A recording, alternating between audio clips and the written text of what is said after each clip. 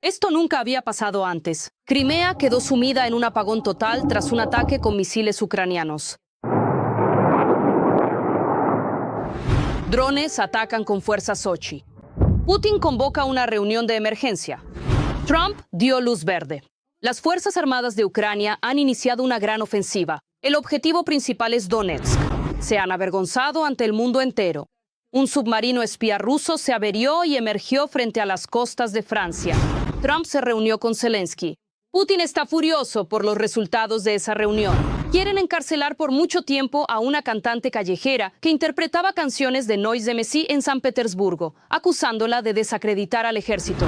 Un payaso checheno de Kadyrov fue condecorado con una medalla por la toma de Berlín.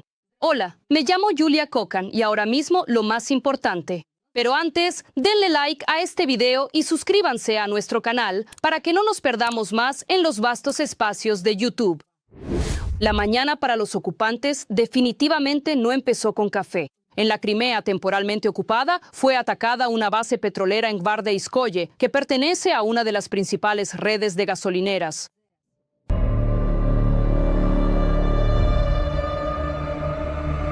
La base petrolera en Gvardeyskoye pertenece a la red de gasolineras Atan, que es propiedad de la empresa LLC Keder, dueña de la mayor red de complejos de estaciones de servicio en Crimea, bajo la marca Atan. Más de 100 estaciones de servicio, una base petrolera y una flota de camiones cisterna. Además, en Crimea resultaron dañadas varias subestaciones eléctricas y fue atacado un almacén de municiones.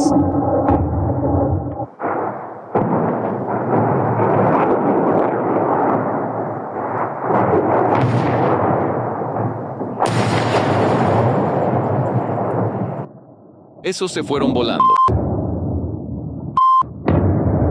¡Ay, ay, ay, ay, ay! Parece que el impacto fue fuerte, porque los canales locales informan sobre apagones masivos en la península.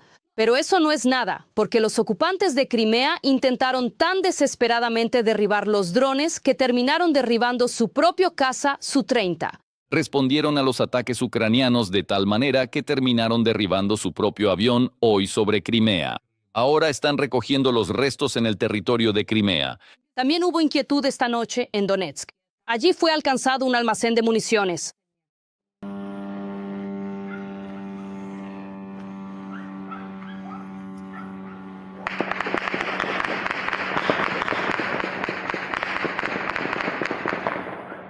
Tampoco se pudo dormir en la propia Rusia.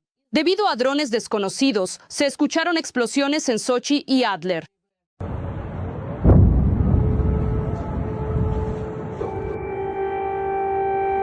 Ahora verás.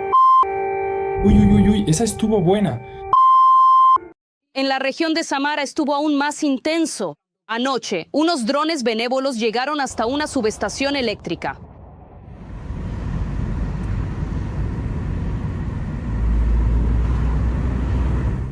¡Qué vista tan hermosa! Dale like a este video si a ti también te gusta. El día anterior se celebró una reunión entre los presidentes de Ucrania y Estados Unidos.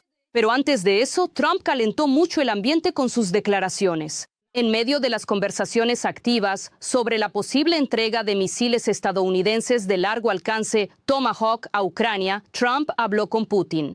No se sabe quién fue el iniciador de la conversación, pero sí conocemos sus consecuencias. Parece que el presidente estadounidense y el del búnker están viviendo un nuevo florecimiento en sus relaciones. Porque Trump dice, la conversación fue muy buena. Acabamos de hablar con Putin. Creo que fue una llamada muy buena. Pero eso no es todo, porque tras una conversación de 2 horas, seguirá una reunión. Trump anunció negociaciones personales con Putin en Budapest en las próximas 2 semanas. Si inmediatamente pensaste en el memorándum de Budapest, no eres el único. Según informa Axios, Ucrania se sorprendió con la noticia de la conversación entre Trump y Putin. El presidente de Ucrania, Volodymyr Zelensky, viaja a Washington con gran optimismo respecto a la reunión con el presidente de los Estados Unidos, Donald Trump, pero tras su llegada se sorprendió con las noticias sobre la conversación de Trump con el líder del Kremlin y el acuerdo para reunirse en Hungría.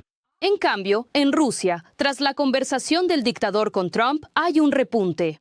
El mercado bursátil ruso en general subió y en algún lugar un demonio del búnker se alegra en silencio. porque Trump declaró que los Tomahawk, cuya transferencia ya se está discutiendo, son necesarios para los propios Estados Unidos.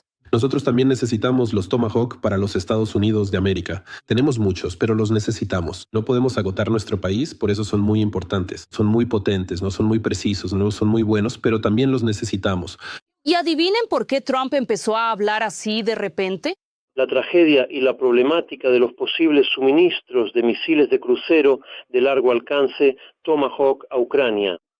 Vladimir Putin repitió su tesis de que los Tomahawk no cambiarán la situación en el campo de batalla. Pero todo esto causará un daño significativo a las relaciones entre nuestros países, sin mencionar las perspectivas de una solución pacífica. El propio Trump confirmó que las palabras de Putin lo influenciaron. Le pregunté a Putin si no le importaría que entregara varios miles de Tomahawks a sus oponentes. Eso no le gustó. Ahora tengo una pregunta. ¿Cuánto tiempo continuarán estos juegos de cortejo entre Trump y Putin y se abordará el tema de los Tomahawks en las negociaciones? El primer ministro de Hungría, Viktor Orbán, y el dictador ruso, Vladimir Putin, hablaron por teléfono. El tema principal es la próxima reunión con el líder estadounidense Donald Trump. Así lo declaró el portavoz del dictador ruso, Dmitry Peskov. En un futuro próximo informaremos sobre la conversación telefónica con el primer ministro de Hungría, Orbán. El propio Orbán también habló de que su objetivo era conversar con Putin. ¿Esa conversación telefónica tuvo lugar? Según él, Hungría fue elegida para celebrar la cumbre entre Trump y Putin debido a su supuesta posición soberana. Y otra noticia. En Hungría dieron a entender que el dictador ruso Putin no debe temer ser arrestado por la orden de la Corte Penal Internacional cuando viaje a Budapest para la cumbre con el presidente estadounidense Donald Trump. Así lo declaró el ministro de Asuntos Exteriores de Hungría, Péter Szijjártó, durante una conversación con periodistas. Según él, las fechas y los detalles de la reunión entre Trump y Putin se darán a conocer después de que se lleven a cabo todas las discusiones preparatorias entre los funcionarios de los tres países. Por supuesto, aquí en Hungría, en Budapest, estamos preparados para garantizar las condiciones adecuadas para que los presidentes de Estados Unidos y Rusia puedan mantener negociaciones en un entorno seguro y tranquilo. Este es el país más seguro de Europa, es uno de los países más seguros del mundo. Por eso, si hay algún lugar donde se puedan celebrar negociaciones en condiciones seguras, es precisamente aquí. Al mismo tiempo, Szijjártó dio a entender que Putin podrá entrar en Hungría sin problemas y luego regresar a casa. Por supuesto, esperamos al presidente Putin con respeto. Le garantizaremos la posibilidad de entrar en Hungría, mantener aquí negociaciones exitosas y luego regresar a casa. No es necesario coordinar nada con nadie. Somos un país soberano. Recibiremos al presidente de Rusia, Putin, con respeto, lo acogeremos como invitado y garantizaremos las condiciones para sus negociaciones con el presidente estadounidense. ¿Cómo me gustaría que, en vez de desplegar alfombras rojas en Europa para el principal terrorista del mundo, lo arrestaran simplemente en el aeropuerto? Y aún mejor sería que, antes de aterrizar, algún pájaro grande entrara en el motor del avión. Aunque no, me daría pena el pájaro. Leyendo los comentarios bajo los episodios anteriores, veo que muchos nos ven desde Kazajistán, Moldavia, Europa e incluso Estados Unidos. Nosotros, los ucranianos, les estamos muy agradecidos por su apoyo y estamos orgullosos de tener espectadores tan sensatos. Escriban bajo este episodio desde qué país nos ven y si en su país apoyan nuestra lucha contra el imperio del mal. Siempre leo sus comentarios con mucho gusto. Y mientras tanto, continuamos. Ahora viene lo más interesante.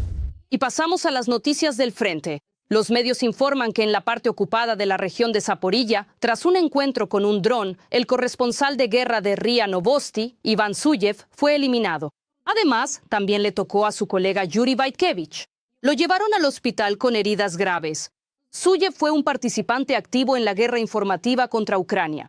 Desde 2014, viajó repetidamente a la región ocupada de Donetsk e incluso fue galardonado varias veces con premios rusos. El agente especial, arrestado Girkin, lanzó una nueva crítica al Kremlin, en la que reconoció que Ucrania se ha vuelto más fuerte y que a Rusia se le está acabando la carne de cañón. En una nueva carta desde la colonia, Girkin declaró que en 2 años Rusia ha perdido personal, incluidos voluntarios, y que ahora está más lejos de la victoria que al inicio de la invasión. Resultó que el dinero se está acabando. La carne también. El enemigo ha aprendido a combatirla. Girkin escribe que durante todo este tiempo, Ucrania se ha fortalecido, mientras que Rusia, por el contrario, se ha debilitado. Al mismo tiempo, el círculo gobernante de Putin es incapaz de llevar a cabo reformas y sacrificios, ya que quienes deben sacrificarse son los rusos, no ellos mismos. También pronosticó que la revolución es inevitable, pero que es poco probable que ocurra precisamente en las altas esferas. Es imposible derrotar al enemigo tomando un par de cientos de casas más destruidas. Seguirán trabajando hasta que se agoten los recursos. Luego la movilización. Las Fuerzas Armadas de Ucrania están preparando una gran ofensiva en el frente. El presidente estadounidense Donald Trump comparte estos datos, pero hemos aprendido más sobre los detalles de esta ofensiva. Quedarás sorprendido. Todos los detalles están en la trama. Ucrania se prepara para una nueva etapa de la guerra. El presidente de Estados Unidos, Donald Trump, al comentar sobre la próxima reunión con Volodymyr Zelensky, declaró que Kiev tiene la intención de pasar a la ofensiva. Según el líder estadounidense, esta decisión será uno de los temas clave de sus negociaciones con el presidente ucraniano. Vamos a hablar con él sobre la guerra y hablaremos sobre el hecho de que, según entiendo, ellos quieren pasar a la ofensiva. Tomaré una decisión al respecto, pero ellos quisieran iniciar la ofensiva. Ustedes lo saben, y tendremos que tomar una decisión. Se trata de pequeños y locales avances logrados por el ejército ruso en la región de Donetsk, el llamado saliente de Dobropolye, y la región de Sumy en el norte de Ucrania. Es decir, son dos ubicaciones donde ahora Ucrania está logrando expulsar a las tropas rusas. Sí, aunque no sea rápido, sí, aunque no sea a gran escala, pero lo están logrando. En cuanto a la región de Donetsk, en la dirección de Pokrovsk continúa una feroz operación defensiva por parte de las fuerzas de defensa de Ucrania. El ejército ruso está sufriendo pérdidas colosales al intentar irrumpir en la ciudad. Los accesos a Pokrovsk se están convirtiendo en otro gran cementerio para el ejército ruso. Miles de ocupantes están siendo eliminados en las afueras de la ciudad y en los asentamientos cercanos, según informa el Estado Mayor General de las Fuerzas Armadas de Ucrania. En la propia ciudad continúa la lucha contra los grupos de sabotaje del enemigo, que no cesa en sus intentos de afianzarse. Allí, las fuerzas de defensa llevan a cabo medidas de estabilización y contrasabotaje, así como una defensa activa. Así, desde el 21 de agosto de 2025, los defensores ucranianos han neutralizado a cerca de 14.000 ocupantes rusos. De ellos, 8.402 de manera irreversible, 5.419 heridos y 124 prisioneros. También se han liberado 182,8 kilómetros cuadrados de territorio. Además, 231 kilómetros cuadrados han sido despejados de grupos de sabotaje. Las pérdidas de equipo del enemigo ascendieron a 1.289 unidades, incluyendo 32 tanques, 101 vehículos blindados de combate, 154 sistemas de artillería, 5 lanzacohetes múltiples, 435 vehículos automotores, 562 unidades de equipo motorizado, así como más de 4.000 drones. En cuanto a cuán equilibradamente el ejército ucraniano puede infligir daños a las fuerzas rusas que avanzan y también retirarse de manera planificada, considero que aquí se mantiene el equilibrio. Una retirada pausada, en la medida de lo posible, y el máximo de bajas para el ejército ruso. El cálculo es que tarde o temprano el ejército ruso no podrá soportar estas acciones ofensivas regulares debido a la gran cantidad de bajas y se verá obligado a detenerse en ciertas líneas. La Federación Rusa lleva ya 13 meses consecutivos estrechando el cerco alrededor de Pokrovsk.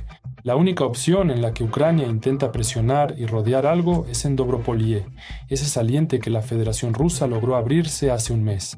Pero incluso allí la situación no es tan favorable porque el ejército ruso sigue enviando refuerzos para mantener ese saliente, para sostener esa posición y volver a intentar, pero esta vez con fuerzas mucho mayores, irrumpir en esa parte, en ese segmento del frente y romper el frente ucraniano en pedazos. Mientras tanto, Trump, al comentar sobre la guerra, volvió a dirigirse al dictador ruso Putin con un llamado a dejar de matar ucranianos. Según él, la Federación Rusa ya ha perdido alrededor de 1,5 millones de personas en la guerra, y en su mayoría son militares. Deja de matar ucranianos. Deja de matar rusos. Me parece que ahora sería muy importante, finalmente, digamos, sincronizar relojes con los estadounidenses. ¿En qué dirección podremos avanzar? porque Rusia está intensificando sus ataques y sigue presionando en el frente, y esto evidentemente está generando muchos problemas. Si podremos seguir contrarrestando eficazmente todos estos intentos, sobre todo porque la Federación Rusa sigue recibiendo apoyo de aquellos países que también han desafiado el orden mundial actual. Y aquí está la pregunta, ¿hasta qué punto podemos esperar ahora que se logre algún tipo de solución pacífica en un futuro visible? ¿Trump realmente cambiará los enfoques y la visión respecto a cómo se puede lograr una solución pacífica? ¿O será ya otra historia a más largo plazo? De este modo, la próxima reunión entre Trump y Zelensky se convierte en un momento clave, del que dependerá en gran medida no solo la situación futura en el frente, sino también la coordinación del apoyo militar, así como el desarrollo de una estrategia, la capacidad de contener la agresión rusa y fortalecer la posición de Ucrania en esta guerra. No dejo de admirar el coraje y el heroísmo de los soldados ucranianos.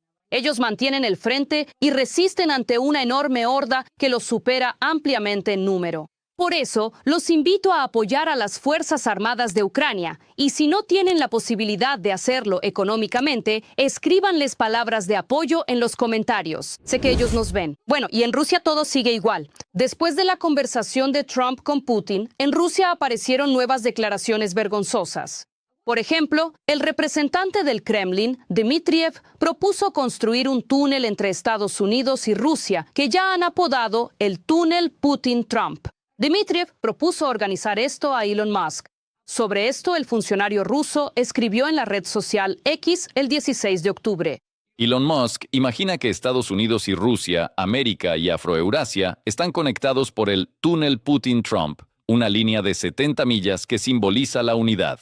Teóricamente, el túnel de 100 kilómetros debería conectar Estados Unidos y Rusia. Al mismo tiempo, el costo de toda esta idiotez es de $65,000 millones.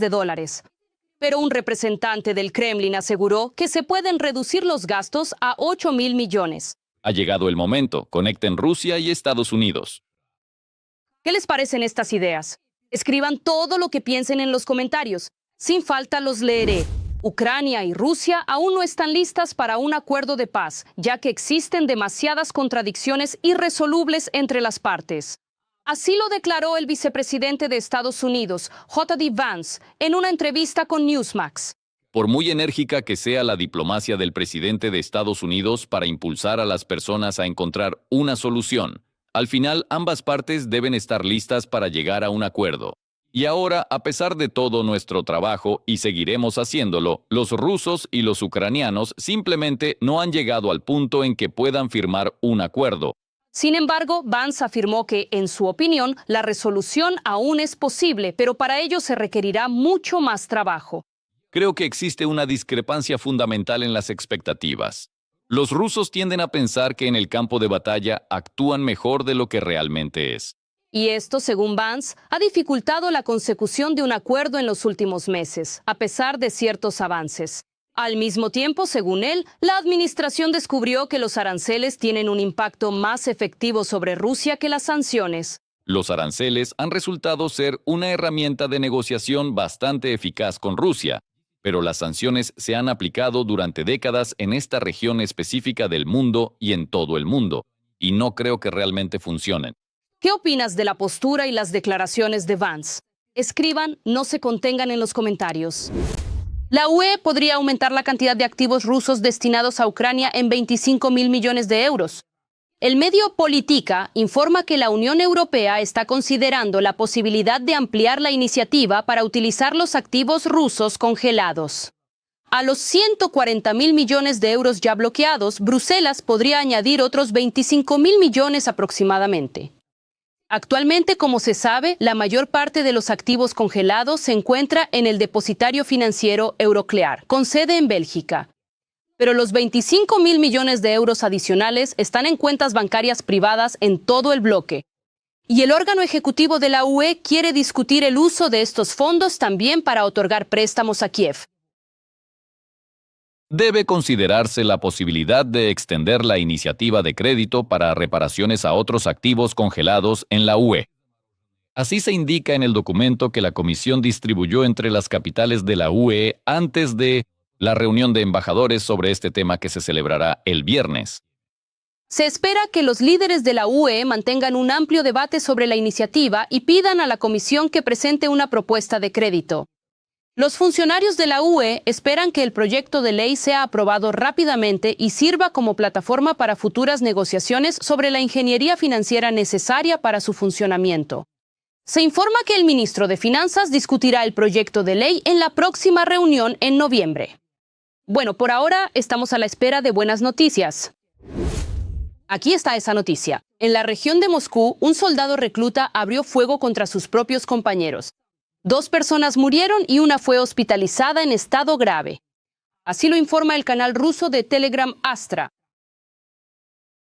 Según datos preliminares, como resultado del tiroteo iniciado por el soldado recluta en una unidad militar en el distrito de Naro-Fominsk, 2 personas murieron.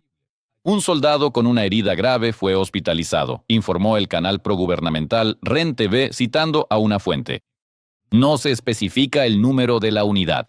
Tampoco se dice nada sobre los motivos del tirador. Hasta el momento, no ha habido comentarios oficiales. Por el momento se desconoce cuáles fueron los motivos del atacante.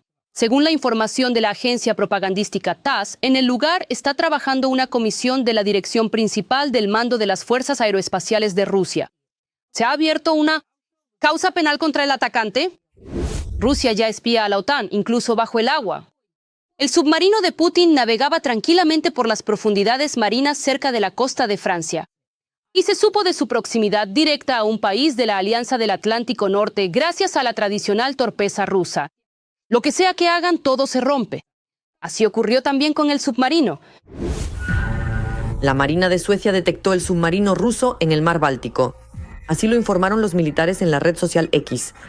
Según el departamento, la nave entró en el Báltico a través del estrecho de Gran Belt y luego fue avistada en el estrecho de Kattegat entre Suecia y Dinamarca. Unidades de la Fuerza Aérea y cazas escoltaron al submarino. Los suecos calificaron este episodio como una simple misión rutinaria. El nombre de la nave no ha sido revelado por la Marina del país. Solo se sabe que se trata de un submarino diésel eléctrico multipropósito del tipo Kilo, según la clasificación de la OTAN. A este mismo tipo pertenece el submarino Novorossiysk, con el que los rusos quedaron en evidencia ante el mundo entero hace unos días, cuando emergió inesperadamente frente a las costas de Francia. Por muchas de sus características, este es el mejor submarino no solo de la flota rusa, sino de todo el mundo. Su motor es más silencioso que el ruido del mar fuera del casco, lo que permite que la nave permanezca inadvertida en los radares de la OTAN. El propio submarino está tan bien diseñado que no en vano lo llamo el agujero negro. Es decir, detectar este submarino, creo, será un gran problema para un posible adversario. Así, hace 10 años, la propaganda rusa hablaba sobre el buque principal del proyecto modernizado ruso, Submarina. El Novorossiysk fue construido especialmente para la flota del Mar Negro de la Federación Rusa. Los medios aseguraban entusiasmados que la nave era capaz de hundir a todo un grupo de barcos enemigos. Pero en 2025, al parecer, él mismo se prepara para irse al fondo.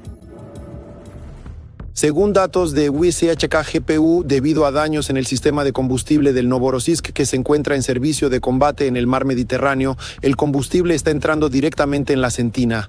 No hay piezas de repuesto ni especialistas calificados a bordo para la reparación. La tripulación no es capaz de solucionar la avería. Debido a un accidente grave, comenzaron a surgir otros problemas.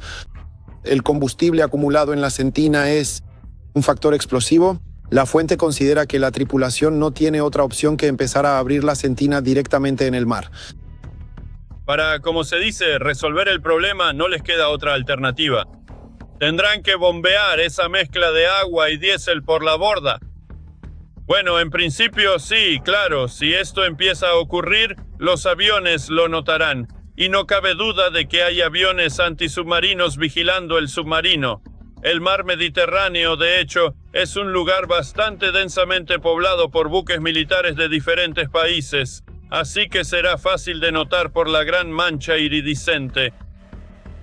De hecho, eso es exactamente lo que todos están observando ahora.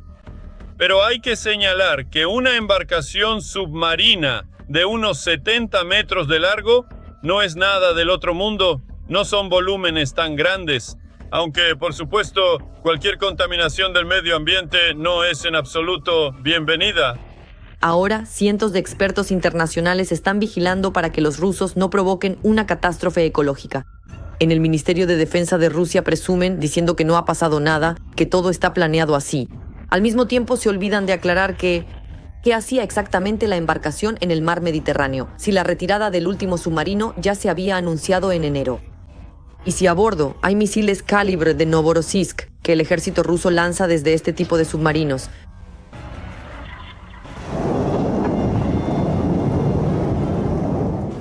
Y lo más importante, de lo que el mando ni siquiera menciona, es si existe peligro para la vida de la propia tripulación. Los vapores de diésel son explosivos, teniendo en cuenta que el submarino está literalmente repleto de diversos aparatos eléctricos. Y en cualquier momento, una chispa puede provocar un incendio y la muerte de la tripulación del submarino.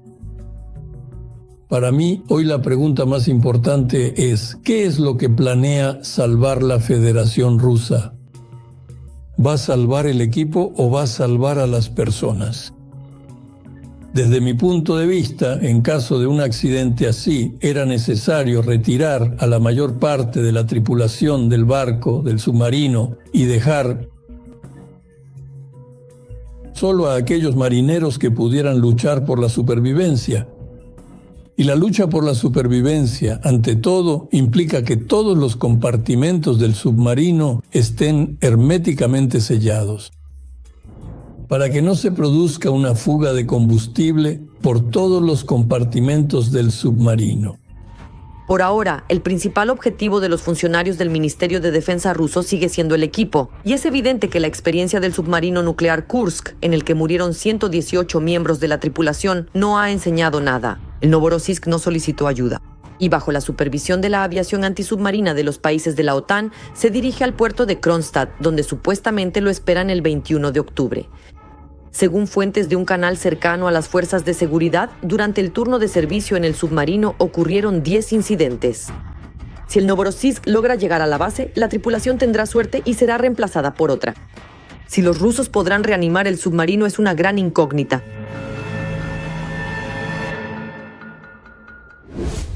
Esto sí que es un verdadero cringe, solo escuchen. A Ramzan Dondon Kadyrov le otorgaron la Orden del Grupo de Tropas en Alemania, que se entrega a los veteranos. El premio a Don le fue entregado por el presidente de la Unión Local de Veteranos del Grupo de Tropas Soviéticas en Alemania. Así lo informa Kavkazsky Uzel. Fueron condecorados con la orden el jefe de Chechenia, Ramzan Kadyrov, y el presidente del parlamento checheno, Shaidu Jamaldaev, quien también participó en la reunión con Kobraev. En el sitio web de la Unión de Veteranos del Grupo de Tropas en Alemania no hay información sobre la entrega de la orden a Ramzan Kadyrov y Shaidu Jamaldaev. Tampoco se presenta el reglamento de la orden. Lo más curioso es que el motivo de la medalla sigue siendo un misterio. Pero incluso técnicamente no hay razón para otorgársela al jefe de Chechenia. El grupo de tropas soviéticas estuvo desplegado en Alemania desde 1945 hasta 1994. Y para el momento de la disolución de la RDA, Kadyrov tenía solo 14 años. No sirvió en ningún lado. Recuerdo que Kadyrov ya tiene más de 85 premios y títulos. Su último galardón, la medalla por la contribución al desarrollo de la agricultura, Kadyrov la recibió apenas el 12 de octubre. Y una semana antes, el 5 de octubre, con motivo de su cumpleaños, a Kadyrov le otorgaron por segunda vez el título de Héroe de Chechenia. Además, el decreto para la concesión repetida de este título lo firmó él mismo. Bueno, personalmente yo no estoy sorprendida. Todo es muy propio del estilo de Kadyrov. ¿Cómo creen que será el próximo premio que le pueden dar a Dondon? Escriban sus opciones en los comentarios. La UE presentó un plan de preparación para la guerra con Rusia hasta el año 2030. La Unión Europea está preparando un plan a gran escala para el rearme del continente que prevé la creación de programas conjuntos para la producción de drones, sistemas de defensa antiaérea y el fortalecimiento de la coordinación militar entre los Estados miembros. La UE se está preparando para la guerra con Rusia. Europa, esa Europa que tanto amábamos, está desapareciendo. Bloomberg informa que la UE lanzará una reforma de defensa a gran escala para estar preparada para la guerra antes de 2030. Los planes están muy bien, pero una vez más pueden chocar con la realidad y estrellarse contra esa misma realidad. Y especialmente si esto depende de suministros provenientes de China, del sudeste asiático, por ejemplo, de Taiwán. Y si de repente, por ejemplo, hay una guerra en Taiwán, ¿eso significa que Taiwán no enviará microelectrónica a nadie? ¿Esos productos no se fabricarán? Y todos esos planes a 5 o 7 años se desmoronan y se posponen indefinidamente en el futuro. Según el plan, para finales de 2027, la Unión Europea planea realizar en conjunto casi la mitad de las compras de armamento. Y eso, por cierto, es el doble de lo que hay ahora. No hay problema con el dinero está. Otra cuestión es que haya algo que comprar con ese dinero. Esto no es ir al supermercado. La industria militar es tal que muchas cosas solo se producen por adelantado. Bueno, solo por adelantado. Tú financiaste, tú pagaste y para ti producirán lo que financiaste. Tú inviertes y solo dentro de 3 o 4 años recibes tu producto. Esto no se hace rápido, todo esto se hace muy lentamente. Y para la implementación de proyectos conjuntos en las áreas de defensa aérea y de misiles, ya en 2026 planean crear coaliciones internacionales. ¿Pero realmente esto afectará a todos los países de Europa? Lo más probable es que los países que están más cerca de la Federación Rusa, los países que son motores de la economía europea, como el Reino Unido, Francia, Alemania, los países que están más cerca de Rusia, Polonia, los países bálticos, Finlandia, ellos, por supuesto, serán los primeros en estar interesados. Italia, Portugal, España, ellos están un poco lejos. Todos están lejos, creo que allí no se interesarán mucho. No es ningún secreto que durante mucho tiempo Europa dependió de Estados Unidos cuando se trataba de seguridad. Pero con la llegada de Trump, muchas cosas cambiaron. Congeló las relaciones con la Unión Europea. Por primera vez en la historia, Estados Unidos y Europa dejaron de parecer como un Occidente unido y aliados. Trump evita el contacto con los funcionarios europeos, ignora sus llamados y simplemente no los respeta. En lugar de eso, se comunica directamente con los líderes que le interesan, pasando por alto a la dirección de la Unión Europea. Sin el apoyo habitual de Estados Unidos, tanto militar como financiero, la UE corre el riesgo de convertirse en un continente museo con un pasado brillante, pero con una economía e industria debilitadas. ¿Hasta qué punto depende realmente Europa de Estados Unidos ya en este momento? ¿Y es realmente capaz de defenderse por sí misma? Europa no produce todo lo que tienen los Estados Unidos de América. Por lo visto, seguirán dependiendo al menos otros 10 años, pero ya existen los primeros indicios de que Europa podría empezar a prescindir de la ayuda de Estados Unidos. Está claro que Europa, junto con Estados Unidos, pesa mucho más que Europa sin Estados Unidos. Europa planea armarse, ¿pero para qué?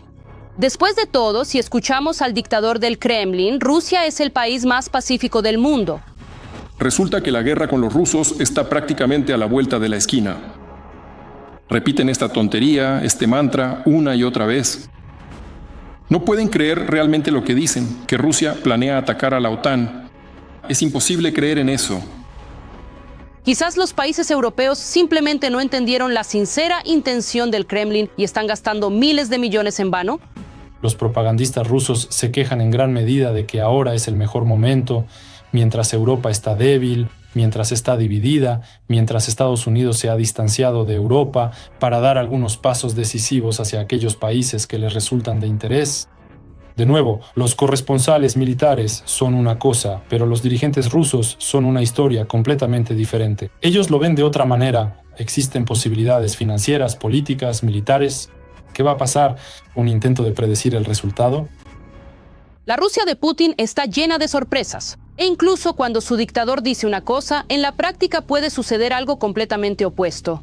Y en ese caso, la mejor opción es tomar precauciones, que es precisamente lo que Europa ha decidido hacer. A la vocalista del grupo Stop Time, Diana Loginova, le levantaron 2 actas en la red social OK por desacreditar al ejército. Así lo informa la publicación Rotonda, citando a personas cercanas a ella. El día anterior, la cantante fue arrestada por 13 días bajo el cargo de alteración del orden público. El acta contra Loginova se levantó por una actuación cerca del metro en San Petersburgo, donde interpretó las canciones Tu Soldado, Monetochki y Svedlaya Polosa de Noise MC. La policía declaró que al evento asistieron unas 70 personas, lo que supuestamente dificultó el paso de los peatones y bloqueó la entrada al metro. Las grabaciones de la actuación se publicaron en redes sociales y en medios de comunicación de emigrantes.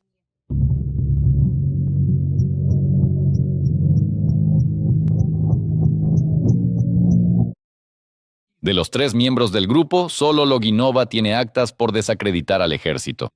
Según el texto del artículo penal sobre la reincidencia en la desacreditación del ejército, artículo 280, apartado 3 del Código Penal de la Federación Rusa. Un caso así puede ser iniciado si una persona comete acciones con signos de desacreditación del ejército por segunda vez, después de haber sido sancionada por un artículo administrativo en el transcurso de un año.